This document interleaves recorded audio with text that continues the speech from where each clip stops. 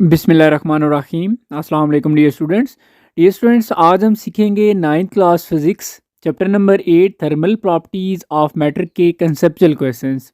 ठीक है जी, तो चलें स्टार्ट करते हैं। हमारे पास फर्स्ट क्वेश्चन है, why mercury is preferred over water as a thermometric substance. ठीक है, यानी कि थर्मामीटर वगैरह में जो वाटर की जगह मरकरी को जो है वो प्रेफर किया जाता है। क्यों? कोई ख़ास वजह है क्यों मरकरी को इतना प्रेफर किया जाता है वाटर के लिहाज से, वाटर को नहीं किया जाता? तो इसकी कुछ रीज़न है जी। सबसे पहले number one, mercury is more visible than water. Water के मुकाबले में ज़्यादा विजिबल है और इसके इस तरह जो इसकी रीडिंग्स होती है उसको देखना बहुत आसान हो जाता है हमारे लिए। सो पहला पॉइंट तो हमने ये लिख दिया कि मरकरी इज़ मोर विजिबल। ठीक है, विजिबल मीन जिसको हम आसानी से देख सकते हैं। उसके बाद सेकंड जो इसका पॉइंट है और साथ साथ इसकी रीज़न भी लिखी हुई है कि इट एक्सपेंड्स यूनिफॉर्मली। ठीक है, देखें एक्सपेंड्स का मतलब होता है कि यूँ आगे जाना इसका, और एक्सपेंड होना यूनिफॉर्मली, एक यूनिफॉर्म उसकी जो तरतीब होती है जिसके साथ वो एक्सपेंड करता है। And noticeably for a slight change of temperature, और थोड़ा सा भी अगर टेम्परेचर में चेंजिंग्स आए तो उसको हम जो है वो इजीली यानी कि आराम से आसानी से यानी कि नोट डाउन भी कर सकते हैं। तो एक पॉइंट ये हो गया। इसके बाद नेक्स्ट पॉइंट है जी कि it has high melting and boiling point. इसका मेल्टिंग एंड बॉइलिंग पॉइंट काफ़ी ज़्यादा है। इससे फ़ायदा क्या होता है कि making it a liquid over a broad range of temperature. ठीक है, अगर काफ़ी ज़्यादा टेम्परेचर हो फिर भी ये इसको कवर कर लेता है क्योंकि इसका हाई मेल्टिंग और बॉइलिंग पॉइंट है। और इसके साथ साथ जी नेक्स्ट पॉइंट है हमारे पास कि it will not expand when it solidifies, यानी कि जब ये सॉलिड फॉर्म में जाए तो ये एक्सपेंड नहीं होता है, क्योंकि कुछ सॉलिड ऐसे भी होते हैं जब वो सॉलिड फॉर्म में जाते हैं तो वो जिस चीज़ में पड़े होते हैं उसको जो है ना वो ब्रेक डाउन कर सकते हैं, लेकिन इसमें ऐसा नहीं है। Hence it does not break the glass tube of the thermometer. ठीक है जी, यहाँ पर मैंने कुछ पॉइंट्स लिखे हैं, आपको जो आसान लगते हैं ईजी लगते हैं आप वो वाले तैयार कर सकते हैं, 3 कर लें कम से कम। ठीक है, यहाँ पर मैंने 5 लिखे हैं। इसके बाद नेक्स्ट हमारे पास पॉइंट है कि it is non sticky viscous metal, ये यानी कि नॉन स्टिकी है और it makes a clear meniscus, यानी कि जो इसका एक ग्राफ से समझ लें बनता है वो बड़ा क्लियर होता है, जो हमारे लिए रीडिंग जो है वो हम उसको बड़ी आसानी से कर सकते हैं। It is helpful in reading. ठीक है जी, तो ये सिंपल से पॉइंट हैं, कुछ ख़ास यानी कि कंसेप्ट नहीं है। सो ये आपने देखिए। इसके बाद नेक्स्ट हमारे पास क्वेश्चन नंबर 2 है कि water has large specific heat capacity, give its practical application that uses this property. देखें जी, वाटर है, इसकी लार्ज स्पेसिफिक हीट कैपेसिटी होती है। इसी प्रॉपर्टी की बेस पर आपने एक एप्लीकेशन भी बतानी है। ठीक है, सबसे पहले हम ये अंडरस्टैंड कर लेते हैं कि लार्ज स्पेसिफिक हीट कैपेसिटी का मतलब क्या है। देखें जी, यहाँ पर आपको इसी आंसर से ये मतलब समझ आ जाएगा कि water has large specific heat capacity, therefore it takes long time to heat and long time to cool. ठीक है, ये इसका जो एक सिंपल सा मतलब हो गया कि इसकी जो स्पेसिफिक हीट कैपेसिटी है वो काफ़ी ज़्यादा है। इसकी अगर हम एप्लीकेशन की बात करें तो जैसा कि आपने देखा होगा अक्सर लोग गाड़ियों में जो है पानी भी डालते हैं रेडिएटर्स में, तो उसकी ये ख़ास एक वजह भी है। इसी को मैं एप्लीकेशन बना के एक्सप्लेन करने लगा हूँ कि water is used as a coolant in car radiators. Coolant mean यानी कि उसको कूल करने के लिए कार रेडिएटर में अक्सर आपने देखा होगा पानी डाल रहे होते हैं ड्राइवर वगैरह। तो इसकी रीज़न क्या है? क्योंकि जी due to its high specific heat capacity, इसकी ज़्यादा हाई स्पेसिफिक हीट कैपेसिटी होने की वजह से it can absorb a large amount of heat energy. काफ़ी ज़्यादा एनर्जी हीट को यानी कि एब्जॉर्ब कर लेता है from the engine of car and prevent temperature of the car from rising too high. तो उस तरह जो है ये इंजन का जो टेम्परेचर होता है उसको ज़्यादा हाई नहीं होने देता, और हीट को क्या कर लेता है जी, वाटर एब्जॉर्ब कर लेता है। अगर हम वाटर उसमें ना डाल लें तो उसका हीट, ज़ाहिर सी बात है वो गाड़ी चल रही है तो हीट अप होगी, तो हीट अप होने से जब बहुत ज़्यादा हीट अप हो जाएगी तो उसका इंजन जो है वो ख़राब हो सकता है।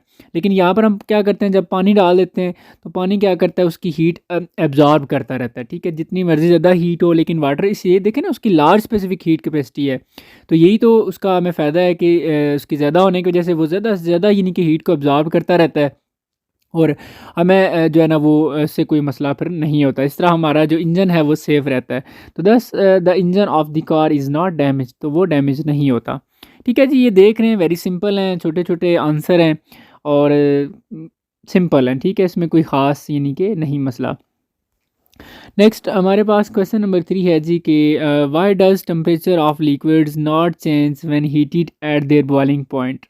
ठीक है, देखें जब किसी भी लिक्विड का जब बॉइलिंग पॉइंट आ जाता है तो उस पे उसका टेम्परेचर चेंज नहीं होता, बल्कि वो लिक्विड क्या वो अपनी फॉर्म को ही चेंज कर लेता है। ठीक है, मैं डिटेल से एक्सप्लेन करता हूँ कि the heat given to a liquid at its boiling point. देखें जब बॉइलिंग पॉइंट हमेशा जो भी चीज़ है ना उसके बॉइलिंग पॉइंट पे वो अपनी स्टेट को ही चेंज कर लेती है। ठीक है, अब ये नहीं होता कि वो उसी फॉर्म में रहे और उसका टेम्परेचर आगे मज़ीद चेंज होता रहे, नो।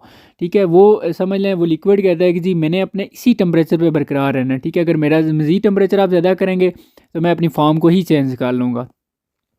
तो यहाँ पर भी कुछ ऐसा ही होता है कि heat given to a liquid, जो हम हीट उसको सप्लाई कर रहे होते हैं एट इट्स बॉइलिंग पॉइंट के ऊपर, ठीक है, जहाँ पे वो बॉयल करना स्टार्ट कर देता है, is utilise to convert the state of liquid, यानी कि फ्रॉम लिक्विड टू वेपर या गैस। ठीक है, तो एक्चुअली उसकी जो फॉर्म चेंज हो रही होती है। ठीक है, तो सो हम कह सकते हैं कि उसका टेम्परेचर चेंज नहीं हो रहा बल्कि उसकी फॉर्म ही चेंज हो जाती है, टेम्परेचर क्या चेंज हो। Therefore all the heat energy provided, जितनी भी हम उसको एनर्जी प्रोवाइड कर रहे होते हैं, increases the kinetic energy of the particles. जो उस लिक्विड के अंदर पार्टिकल्स होते हैं उनकी काइनेटिक एनर्जी बढ़ना शुरू हो जाती है। जब उनकी काइनेटिक एनर्जी ज़्यादा होती है तो वो उस लिक्विड की सरफेस से एस्केप कर जाते हैं, निकल जाते हैं, यानी कि ठीक है। तो जब निकल जाते हैं तो इट्स मीन यानी कि अगर लिक्विड है तो वो गैस फॉर्म में चले जा रहे हैं, तो अब लिक्विड से वो गैस फॉर्म ही चेंज हो गई है। So therefore its temperature remains constant, temperature उसका कांस्टेंट ही रहता है, बस उसकी फॉर्म जो है वो चेंज हो जाती है। तो यहाँ पर आपने देखा जी ये भी वेरी सिंपल है, कोई इसमें इतना मुश्किल नहीं था। इसके बाद नेक्स्ट क्वेश्चन है हमारे पास कि why metallic handle of door is colder than the wood of the same door when touched. देखें जी दो आप समझ लें डोर हैं, दरवाजे हैं, और एक का जो हैंडल है वो मेटेलिक है, मेटल का वगैरह का बना हुआ है, और एक जो है वो वुड लीन की लकड़ी वगैरह का बना हुआ है। आप दोनों को बेशक अभी जाके चेक करें, टच करें, तो आपको फील होगा कि जो मेटल मेटल का बना हुआ है वो ज़्यादा ठंडा है। ठीक है, और जो वुड वाला है उसके ऊपर इतना फ़र्क नहीं पड़ता। लेकिन देखिए मैं आपको एक सिंपल सी चीज़ बता देता हूँ, जो मेटल्स होती हैं वो हीट का अच्छा एक कंडक्टर होती हैं, यानी कि हीट उनमें से उनमें उनके अंदर आ भी सकती है और उनसे जा भी सकती है। ठीक है, तो सिंपल सी बात है, जब उनके अंदर हीट नहीं स्टे कर रही, क्योंकि वो या तो हीट जिससे लेते हैं उसको आगे मज़ीद फर्दर ट्रांसफ़र कर देते हैं, क्योंकि वो अच्छा कंडक्टर है हीट का। अच्छा कंडक्टर होने से मुराद यही है कि वो हीट को यानी कि ईज़िली यानी कि बड़ी आसानी से ट्रांसफ़र कर देते हैं। तो जब उनके अंदर हीट स्टे ही नहीं कर रही तो वो फिर गर्म तो नहीं होंगे, ज़ाहिर सी बात है, हीट उनके अंदर है ही नहीं, तो फिर वो सारी हीट ट्रांसफ़र कर देते हैं। तो सिंपल सी बात है, फिर उन्होंने ज़ाहिर सी बात है कोल्ड ही होना है, ठंडा ही होना है। और इसी तरह जब आप यानी कि किसी मेटेलिक हैंडल को हाथ लगाते हैं, तो सपोज़ कर लें आपके अंदर जो हीट है वो भी जैसे आप उसके हाथ लगाएंगे तो वो सारी हीट उसके अंदर ट्रांसफ़र हो जाएगी, क्योंकि वो ज़ाहिर सी बात है एक अच्छा कंडक्टर है। तो हीट को आपके हाथ से उसमें ट्रांसफ़र हो जाएगी, और आपको आपके हाथ से जब हीट निकल जाएगी तो आप ठंडा ठंडा महसूस करेंगे, और वो क्या करेगा, वो हीट आपसे लेके आगे मज़ीद उसको फर्दर आगे ट्रांसफ़र कर देगा, तो वो भी फिर मज़ीद ठंडा हो जाएगा। सो हम उसको कूल फील करेंगे। लेकिन जब वुड है वो हीट को ट्रांसफ़र नहीं करती, ठीक है जी, तो बैड कंडक्टर है। सो उसके ऊपर कोई फ़र्क नहीं पड़ता, तो वो इसलिए हमें ज़्यादा यानी कि इतना फील नहीं होता है एज़ कम्पेयर टू मेटेलिक के। ठीक है, तो ये सिंपल सा इसका आंसर है जी कि metallic handle of door is colder than the wood of the same door when touch. जब उसको हम टच करते हैं, बिकॉज मेटल, क्योंकि वो मेटेलिक है, so metal is a good conductor and would is a bad conductor. ये एक सिंपल सी रीज़न है। आगे आप लिखना चाहें ना लिखें, आपकी मर्ज़ी है। लेकिन देखें अक्सर स्टूडेंट पूछ रहे होते हैं, मैं आपको ये कहता हूँ कि आप एक ऐसा आंसर लिखा करें जिसके आपके पूरे मार्क्स मिलें। ठीक है, कोई इतना मसला नहीं है। बोर्ड के पेपर में भी ई शीट है, उसके उसके ऊपर आपको एक शॉर्ट क्वेश्चन लिखने के लिए 15 लाइनें होती हैं आपके पास, 14 टू 15। तो 14 टू 15 लाइनें कम तो नहीं है ना बच्चे। ठीक है, तो आप कोशिश किया करें, इतना भी परेशान ना हो। तो मैं इस शीट के ऊपर भी इंशाल्लाह एक वीडियो बनाऊंगा, आपको एक्सप्लेन करूंगा कि क्या होता है उसका प्रोसेस। अच्छा जी, यहाँ पर देखें कि metal is a good conductor of heat as soon as a person touch the handle. जब हम उसको टच करते हैं, heat flows from the hand. Suppose कर लें आपके हाथ का हीट थोड़ी ज़्यादा है, उसका टेम्परेचर ज़्यादा है, आपके हाथ से जो हीट है वो ट्रांसफ़र हो जाएगी टू दी हैंडल अगर उसका टेम्परेचर कम है। आपका हाथ से जब हीट निकलेगी तो ज़ाहिर सी बात है फिर आप ठंडा ठंडा तो महसूस करेंगे। Therefore its appear colder, फिर हमें ऐसा लगेगा शायद हम जो है ना हमारा हाथ जो है ना वो ठंडा ठंडा हो गया, क्योंकि हीट से निकल जाती है। फिर आगे वो हैंडल क्या करता है, वो भी अच्छा कंडक्टर है, वो मज़ीद आगे ट्रांसफ़र कर देगा, सो हम जो है ना वो कोल्ड फील करेंगे। Since would is a bad conductor of heat, लेकिन वुड जो है वो उसमें कोई ऐसा प्रोसेस नहीं होता, so it does not feel cold, तो वो ऐसा फील नहीं होते। इसके बाद नेक्स्ट हमारे पास क्वेश्चन नंबर 5 है जी, कि which type of clothes do the people of desert wear and why. देखें, दो इसमें उसने चीज़ें पूछी हैं कि एक जो जो लोग डेजर्ट्स वगैरह के एरिया के होते हैं वो किस तरह के कपड़े पहनते हैं और क्यों।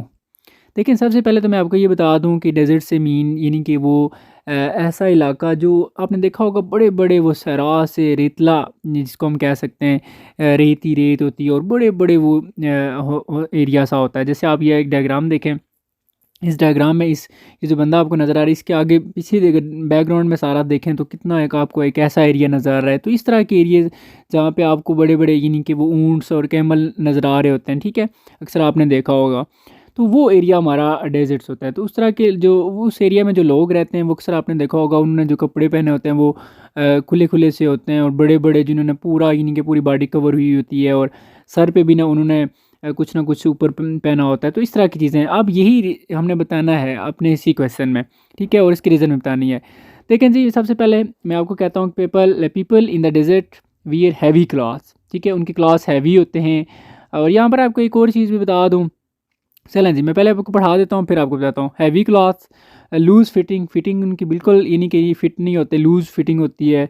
इसके साथ लॉन्ग हैवी रोब्स, यानी कि long heavy ropes, ropes mean यानी कि ऐसा लिबास जो ढीला ढाला सा हो और आपके नीचे तक जो है ना पाँव तक हो, ठीक है। एंड हेड रैपिंग, हेड को भी उन्होंने प्रॉपर यानी कि कवर किया होता है। तो इस तरह, और इनके एक साथ साथ जो भी उन्होंने ड्रेस होता है उनका वो खुला खुला सा होता है, ज़ाहिर सी बात है, फिर उसमें बहुत सी लेयर्स बन जाती हैं। सो हम ये भी कहते हैं कि जी लेयर्स ऑफ क्लॉथ की help keep sweat from evaporating too quickly, ठीक है, so that real can conserve moisture and keep the body cooler. और ऐसे देखें, मैंने आप तो पहले तो ये हमने आंसर कर दिया कि इनका क्लास जो है वो किस तरह के होते हैं। अब इसके रीज़न पे आते हैं। रीज़न यही है कि देखें जी, डेजर्ट वाला जो एरिया होता है वो काफ़ी ज़्यादा गर्म होता है, रेतला इलाका है, गर्मी होती है। सो उन्होंने क्या करना होता है, उसके साथ साथ वहाँ पे जब भी हवा चलती है तो बड़ी गर्म होती है और वो उसके अंदर डस्ट होती है, वो बड़ी यानी कि सख्त किस्म की होती है। तो उस तरह के एरियाज़ में फिर हमें तो एक तो हैवी क्लास, क्योंकि इस तरह के तूफ़ानों से बचने के लिए, और इसके साथ साथ जो है ना फिर अब वहाँ पे पानी का भी इशू होता है काफ़ी ज़्यादा। तो हाइड्रेटेड रहने के लिए, कूल रहने के लिए, ठंडा रहने के लिए, तो इस तरह के कपड़े जो है वो यूज़ किए जाते हैं, ताकि जो स्वेट वगैरह है वो भी एवेपोरेट होने से काफ़ी हद तक कवर हो जाए। तो इस तरीके से ये हमारा ड्रेस होता है और इसकी ये रीज़न्स हैं। So these types of cloth keep them cool. एक तो सिंपल सी रीज़न ये है कि देखें, 3 बातें इसमें बतानी है कि किस तरह के क्लास हैं वो आपको पता चल गया, उसकी वजह बतानी है। एक वजह ये है कि इससे उनकी जो बॉडी है वो कूल रहती है, ठंडी रहती है, क्योंकि वो काफ़ी गर्म एरिया होता है। और दूसरी रीज़न ये है कि उनको वो जो ड्रेस यूज़ करते हैं उससे वो प्रोटेक्ट यानी कि सेफ़ रहते हैं, ठीक है। कहाँ से, किस चीज़ से? Protect them from hot winds, यानी कि ऐसा ड्रेस उनको बचा लेता है, सेव करता है हॉट विंड्स, गर्म हवा से, and dust storms in the desert. और जो मट्टी वाला जब हवा चलती है, ज़री सी बात है, तूफ़ान आता है तो मट्टी मट्टी होती है, तो इस तरह की चीज़ों से वो काफ़ी बच जाते हैं। अगर उन्हें हल्के फुल्के से कपड़े पहने हों और शॉर्ट टाइट फिटिंग हो तो फिर तो काफ़ी ज़्यादा यानी कि उन्हें प्रॉब्लम्स होगी, उनकी बॉडी डैमेज हो सकती है। सो ये सिंपल थी जी। इंशाल्लाह बाकी जो 5 क्वेश्चन नेक्स्ट हैं वो इंशाल्लाह नेक्स्ट मैं इसका पार्ट अपलोड करूँगा, उसमें अपलोड करूँगा, ठीक है जी। और अपना बहुत सारा ख्याल रखिएगा। अल्लाह हाफ़िज़।